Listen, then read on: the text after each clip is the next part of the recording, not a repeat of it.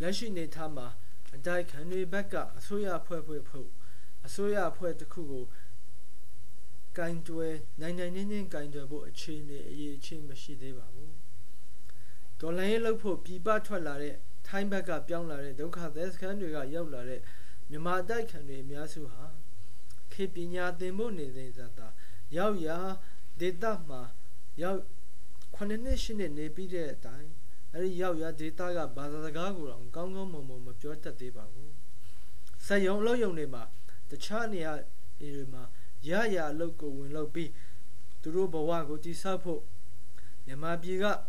မိဘဆွေမျိုးများကိုထောက်ပံ့ဖို့ရုန်းကန်နေကြတာများပါတယ်အဲဒီတော့ပညာသင်ဖို့အချိန်မရကြပါဘူးပြည်ရင်းကနေဓာတ်ရိုက်ပြည်ပထွက်ပြီးပညာသင်သူအများစုဟာလည်းသမွေးကျောင်းပညာတွေဝင်ငွေကောင်းတဲ့ပညာတွေဖြစ်တဲ့ကွန်ပျူတာပညာအင်ဂျင်နီယာပညာတွေသင်နေကြတာများပါတယ်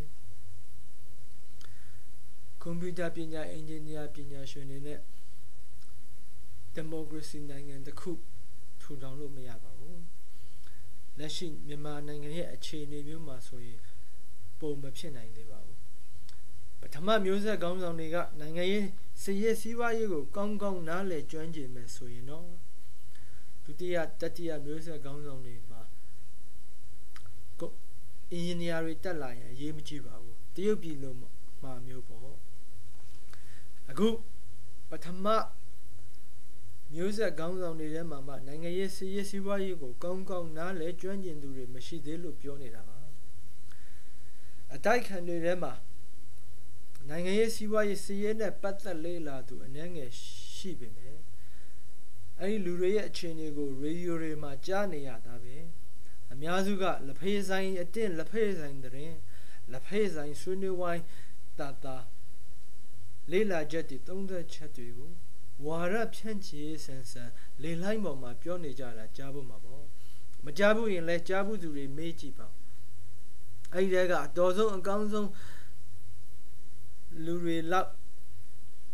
တက်တဲ့လူတွေ2000လောက်ရှိရင်အဲ့လိုလူ2000လောက်ဝိုင်းလို့ရင်တော့မြန်မာပြည်တိုးတက်သွားမှာပေါ့ဒါပေမဲ့အဲ့လိုလူမျိုးကအဲ့လောက်ရေးချင်းရှိတဲ့လူမျိုးက2000လောက်တောင်မရှိသေးလို့ပြောနေတာပါဒါကြောင့်မို့အခုတည်းကစပြီးရသားတွေနေနဲ့အစိုးရဖွဲ့နိုင်အောင်အစိုးရဖွဲ့တစ်ခုကိုနိုင်နဲ့အစိုးရရန်ရာတစ်ခုကိုနိုင်နဲ့ကင်တွယ်ထိန်းချုပ်နိုင်အောင်စတင်ပြင်ဆင်ထားဖို့လိုပါလိမ့်မယ်